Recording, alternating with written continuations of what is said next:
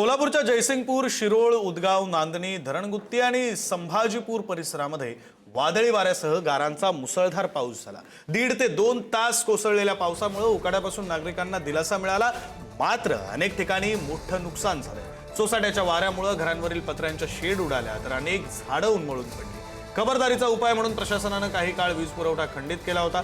जयसिंगपूर शहरातील लक्ष्मी रोडचं अलीकडेच डांबरीकरण करण्यात आलंय, मात्र रस्त्याची उंची वाढल्यानं आणि अपुरा निचरा व्यवस्थेमुळे पावसाचं व नाल्याचं पाणी अनेक घरांमध्ये शिरलं।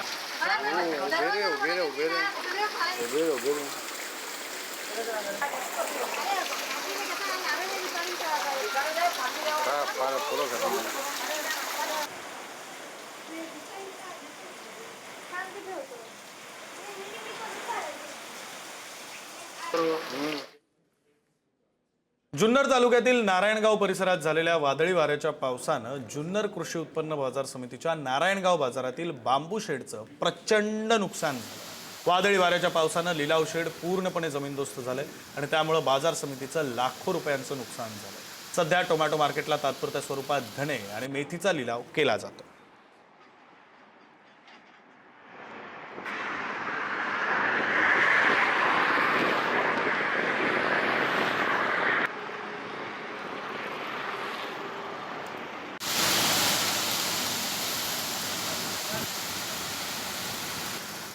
दोन दिवसांपूर्वी झालेल्या वादळी पावसामुळे अकोला जिल्ह्यातील 93 गावांमधील लाखो हेक्टर क्षेत्रावरील पिकांचं नुकसान झाल्याचा प्राथमिक अहवाल जिल्हाधिकारी कार्यालयानं प्रसिद्ध केला। तेल्हारा तालुक्यामध्ये सर्वाधिक 745 हेक्टर क्षेत्रातील नुकसान झालं असून 84 गावांमध्ये केळी, संत्रा, पपई व इतर पिकांना फटका बसलाय।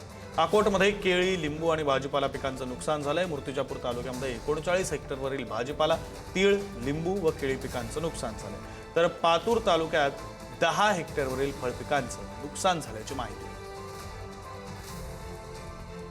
जेजुरी गडावरही मान्सूनपूर्व पावसानं हजेरी लावली आहे। खंडोबाच्या दर्शनाला आलेल्या भाविकांची तारांबळ उडाली। पावसामुळे गडाच्या पायऱ्यांवर पाणी खळखळून वाहिलेलं आहे।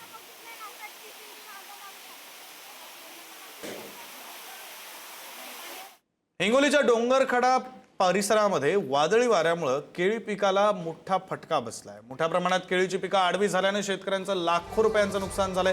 डोंगरकडा वसमत परिसर हा सर्वाधिक जास्त केळीचं उत्पादन क्षेत्र म्हणून ओळखला जातो, मात्र वादळी वाऱ्यामुळे मोठ्या नुकसान झाल्यानं शेतकरी चिंतेत सापडलेले आहेत। केळी पिकाच्या नुकसानीचं तात्काळ पंचनामे करावेत आणि नुकसान भरपाई द्यावी अशी मागणी आता शेतकऱ्यांकडून होऊ लागलेली आहे।